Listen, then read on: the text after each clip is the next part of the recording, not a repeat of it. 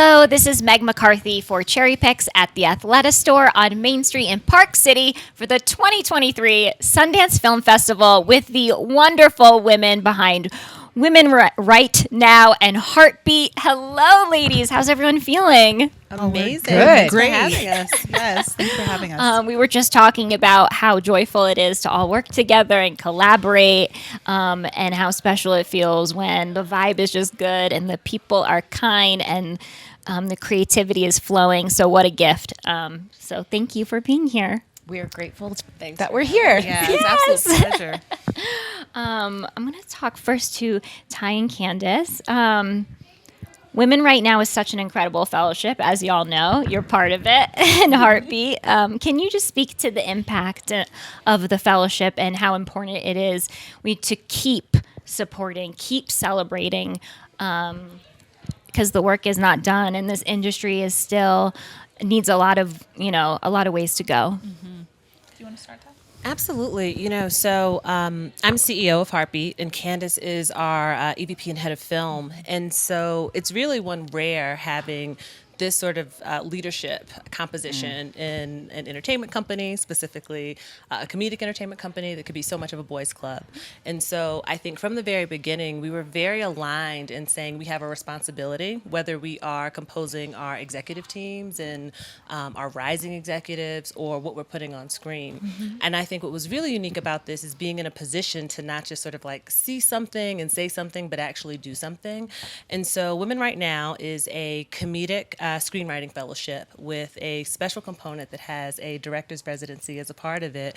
And the whole goal for us was to ensure that we were doing our part to transform the composition of writers' room, cultivate showrunners, and for our friends and colleagues and partners, create the same kind of mobility for actresses in this industry, for Black actresses that so many other actors have, who spend so much time on set, so much time absorbing every creative element, who have been directed for so long to actually sort of like get behind the camera.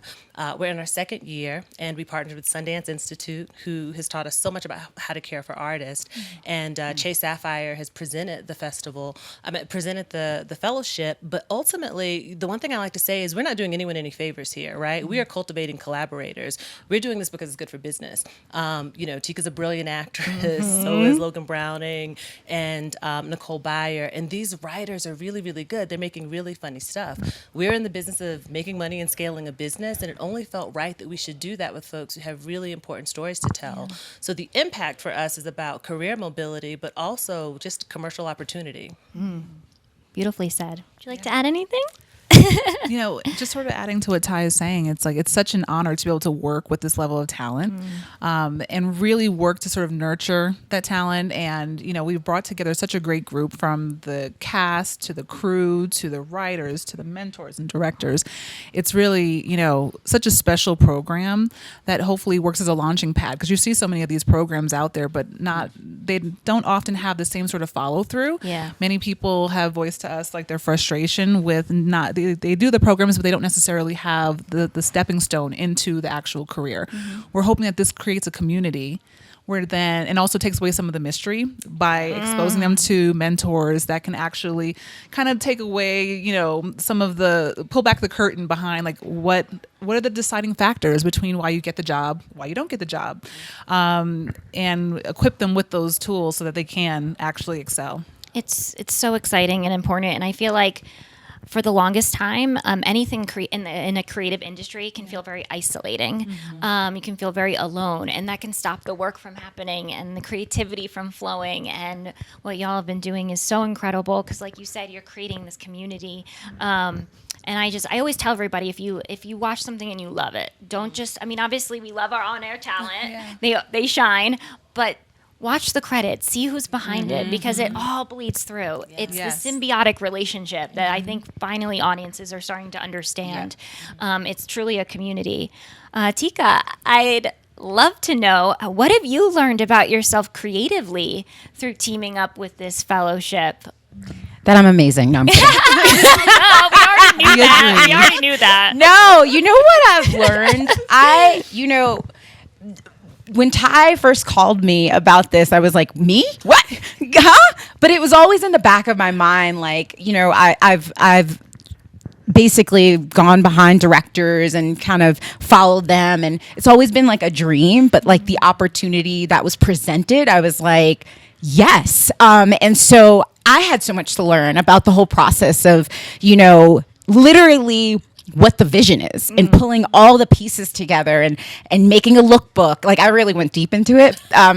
But making the lookbook, hiring the actors, you know, and I just feel like as an actress, you know every part of what you're shooting. You know the vision, you know what you need from your actresses and actors and how to make them to get the best version of themselves. And then also how to deal with executives when they're like time.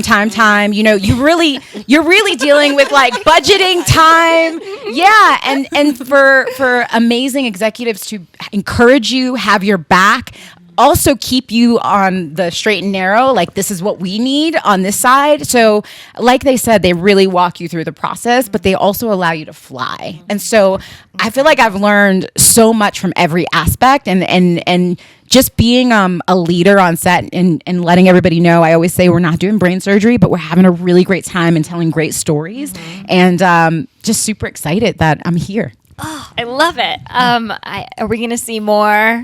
Oh, girl, you ain't gonna stop me now.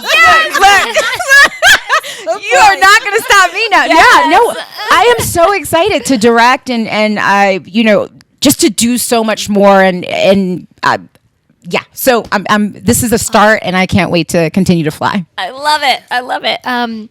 This last question's for all of you.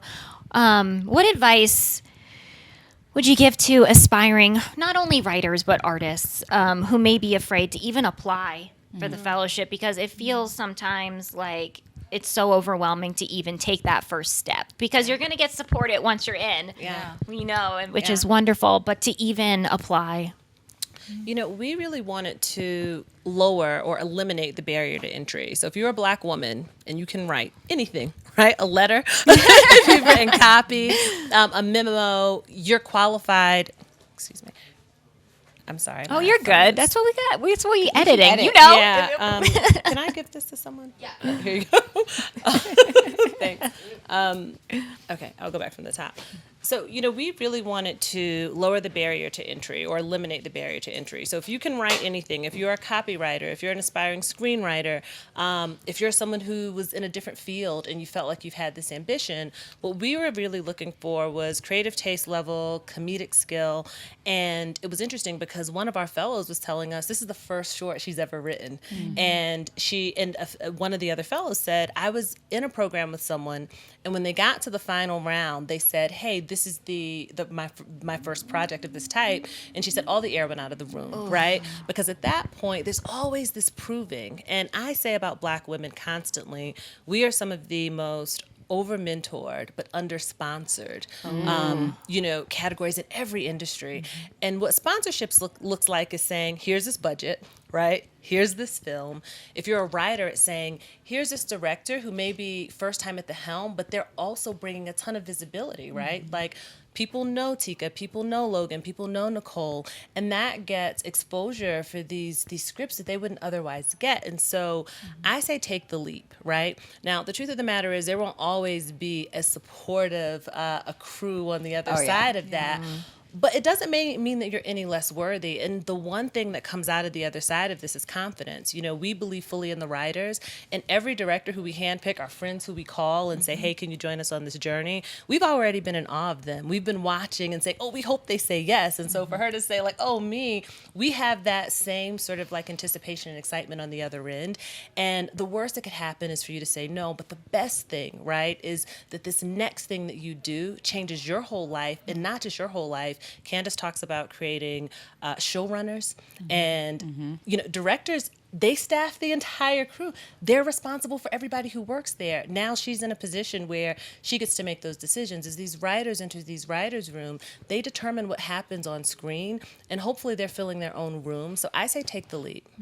Yes. I love that. Yes. One thing I want to add too is, you know, I think back to, I grew up in New Jersey. I'm from New York originally, grew up in New Jersey, like way out. No one in my family was in entertainment. And I always knew that I wanted to tell stories, whether that was in front of the screen, behind the screen, writing, producing, whatever it was. And this could all feel very unattainable. And it can feel very scary, and you don't know where to start, right? And when we talk to a lot of the applicants, a lot of them come from backgrounds kind of similar to that, where they're like, maybe they don't have the funds or the opportunity to go to a USC or one of the other premier film schools, right? Those are great schools with great curriculum that have wonderful pipelines, but not everyone's able to have that, right? But we all know that talent is everywhere, and relatability is everywhere. Our fellows do such a great job in that their scripts are each so relatable. And they do such a great job bringing the comedy to the forefront, but there's something you can take away from each of the stories, even from our more risque ones, but there's still something that's relatable to anyone that's ever worked in an environment where maybe they were not the boss, or they had to deal with a difficult person, or what have you. So, a program like this helps to sort of level the playing field. Yeah. But what I would say is we want people who are really serious and passionate about it, because the program is designed to be a launching pad. So you bet on yourself, but know that this is a program that can set you on your way to your career. I love that. I love that. And nothing ever happens if you don't try. Yes, exactly. So, this is going to be the most supported system that you're part of, so that when you do get out there and somebody's like, no, or whatever, it's like, okay, I know what that looks like, but I'm also prepared for what that looks like, And two, at the end of the day, you have someone to call to. Yeah. So if you get the no's, which we all, it happens. Consistently. The no's are coming. More than the no's yeses. love to come. The no's love to come. Yes.